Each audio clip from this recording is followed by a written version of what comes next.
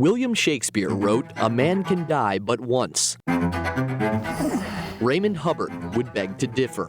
We have 4 good legs between us. We're made for each other. Yes, there you go. Go, boy. The way Raymond sees it, he's died twice already. I was one of 2 casualties during our unit's tour.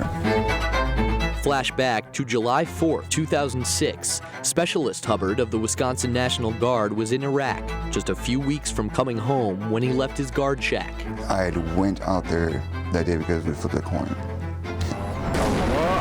That flip meant he was out in the open when an enemy rocket blew up 20 feet in front of him. The doctor had his hand in my neck, telling me to keep on talking to him because I no longer had a pulse. Shrapnel tore apart his body, took away his leg, and left Raymond in a coma. I had thought that I had died. I thought that I had floated over the funeral home in Delvin, Wisconsin. Instead, life would not be that simple. Back home in Walworth County, he spiraled downward from morphine and Oxycontin to heroin and an overdose. I guess the next day I woke up with tubes down my throat and handcuffed to the bed. A decorated soldier, stripped bare. For the pain to be as such that I didn't care anymore about my legacy, that was a revelation.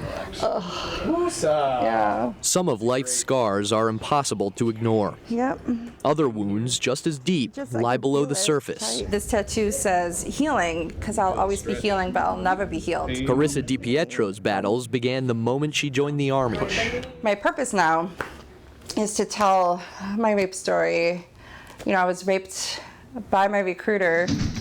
That man promised to make her life at Fort Bragg a living hell. Teddy, you ready? But a few years later, a meeting with her lieutenant colonel was far worse. My daughter, Ashley, was killed. They didn't have all the details yet. Carissa's ex-husband had beaten their 5-year-old girl to death. And he picked her up and he threw her in the bedroom, and she hit her side on the bedpost. And that's when she slowly started passing away. She cried at the funeral and cried after the trial. And then the tears stopped for years after that. I'd go to the cemetery, I'm like, okay, cry. Cry, you're supposed to feel bad, and then I'd hate myself for not crying. Crippled by a grief she could not express, Carissa barely left her room. My kids wanted to spend time with me, they'd eat dinner in bed with me. Until she saw a flyer at the Milwaukee VA for something called Feast of Crispian. Hope that will be like the entering. It was literally life-changing. I realized I was missing the camaraderie of the military. Mama, mama, can't you see? Far from the deserts of Iraq, What the Corps has done to me. the mountains of Afghanistan, Put a rifle in my hand. or the jungles of Vietnam. Fall behind and kill a man. America's wars of the past 50 years If I die in a combat zone, are still playing out box me up and send me home. on a basement stage at UWM. Home. But the weapons in this fight are the words of William Shakespeare. Thus hath bestirred thee. What's amazing to me is that it's still relevant today, those words from 400 years ago. Macbeth shall sleep no more. Feast of Crispian is a nonprofit organization where professional actors use the bard's language as therapy The innocent sleep. to unlock deep-seated trauma and The pain. raveled sleeve of care. So there's a scene for whatever situation you're going through. It's light. Maybe say things about getting drunk and take a punch at the chaplain. and losing your stripe by using Cassio's words to say them instead of your own. Reputation, Iago. And in the safety of this space, maybe share some of your own words, too. There was some question that they asked, and I said I was raped by my recruiter. And it was just something I haven't said since 1999.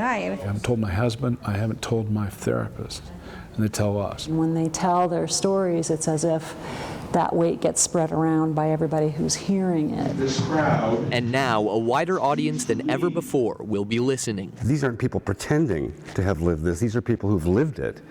And that's a very different sort of thing. I came back with guilt and shame.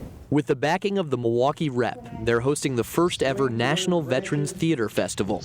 20 feet high. A series of shows that puts the spotlight on the vets' own experiences, in their own voices. It's given me more of a sense of my calling and why I've died twice and coming back. He killed himself as well. Feast of Crispian gets its name from a speech in which Shakespeare coined the phrase "band of brothers." In wartime, you're fighting for the person to your right and left. They just There are still battles to be fought. In order to take that away. I'm on that stage for all those others on stage with me. I carry with me the women who were raped by the same man after me. And Demons to face. that we got no justice. I have a friend that says every veteran needs a platoon and every platoon needs a mission, and I didn't have any of that. And with Feast Crispian, I found that. But at the end of this mission, there is only acceptance and applause. Carl Deffenbaugh, Fox 6 News.